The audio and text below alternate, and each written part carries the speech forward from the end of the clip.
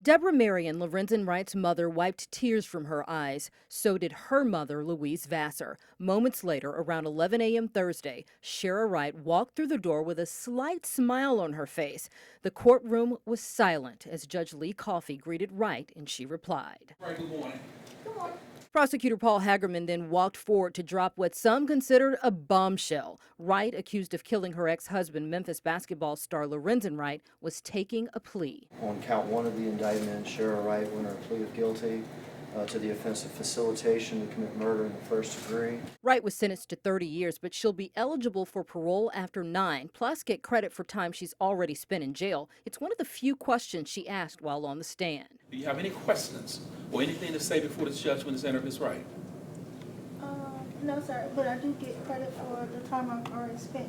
Is that correct? Yes, ma'am. Hagerman walked through some of the evidence he said would have been presented at trial. Wright disappeared July 18, 2010. His body was found 10 days later. Police recovered shell casings from the scene that matched a gun found years later in a Mississippi lake.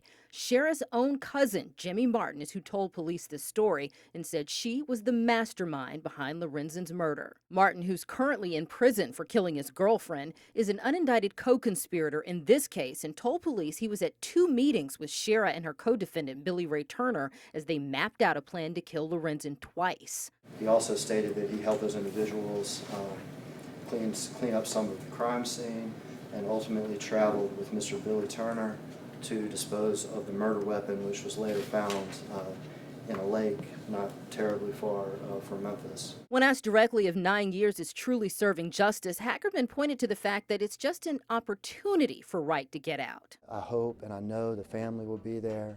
A parole board one day, whenever that is, understands how serious this case is. Dozens of Lorenzan's family and friends were in court.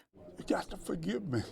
And regardless of how much time Wright spends behind bars, But that healing couldn't start before what the judge did today. I believe this is the beginning of our healing process for sure. it's a step, they said, toward long-awaited justice for Lorenzan.